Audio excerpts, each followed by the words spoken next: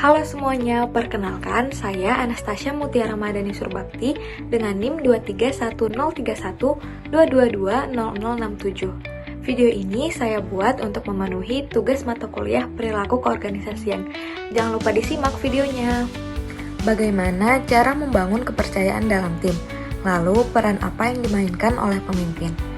Nah, cara membangun kepercayaan dalam tim itu ada banyak, antara lain yang pertama yaitu komunikasi terbuka dan jujur. Anggota tim harus merasa nyaman untuk menyampaikan ide, pendapat, maupun masalah tanpa takut disalahkan. Yang kedua yaitu konsistensi dan integritas. Tindakan harus sesuai dengan kata-kata. Pemimpin maupun anggota tim harus menepati janji. Yang ketiga yaitu penghargaan dan pengakuan. Mengapresiasi kontribusi anggota tim dapat memperkuat rasa saling percaya. Yang keempat yaitu kerjasama dan dukungan, mendorong kolaborasi dan menunjukkan bahwa anggota tim saling mendukung saat menghadapi tantangan.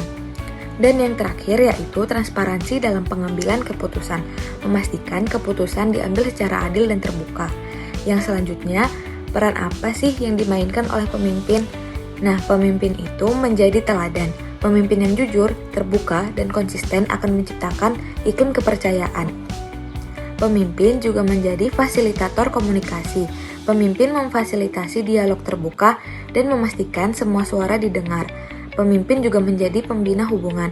Pemimpin berperan aktif dalam membangun hubungan personal yang positif antar anggota tim.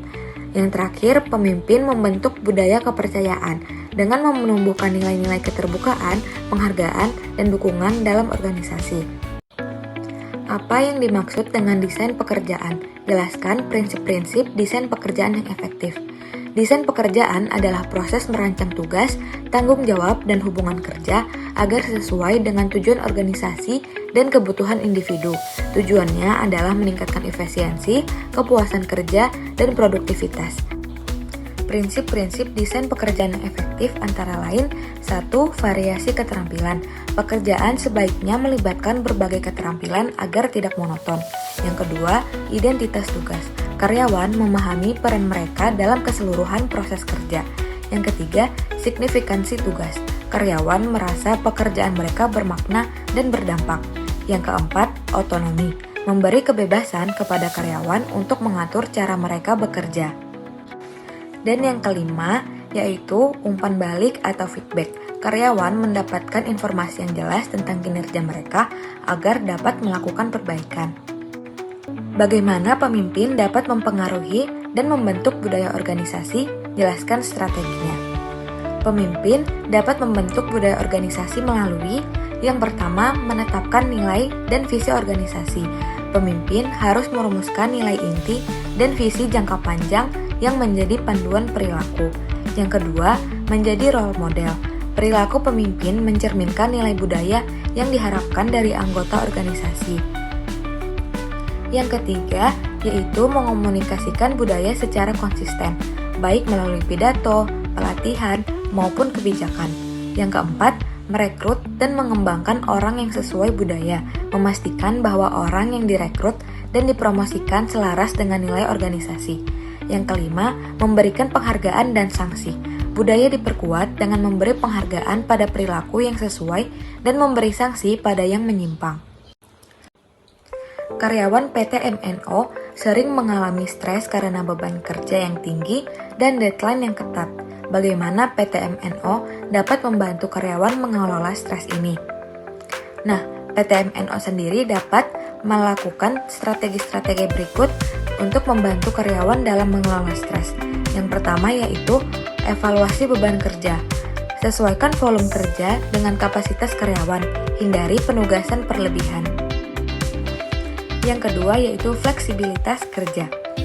Terapkan fleksibilitas waktu kerja atau sistem kerja hybrid bila memungkinkan.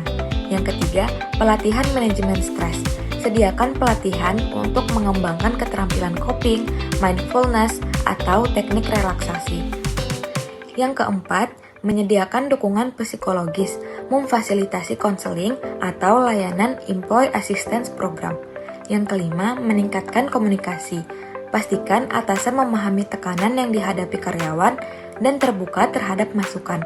Dan yang terakhir, lingkungan kerja yang suportif. bangun budaya saling mendukung antar rekan kerja dan manajemen. Dengan menerapkan langkah-langkah strategis tersebut, PT MNO dapat menciptakan lingkungan kerja yang lebih sehat dan mendukung kesejahteraan karyawan. Pengelolaan stres yang efektif tidak hanya meningkatkan kepuasan kerja, tetapi juga berdampak positif terhadap produktivitas, loyalitas, dan keberlangsungan organisasi secara keseluruhan. Sekian video dari saya, terima kasih karena telah menonton, semoga bermanfaat.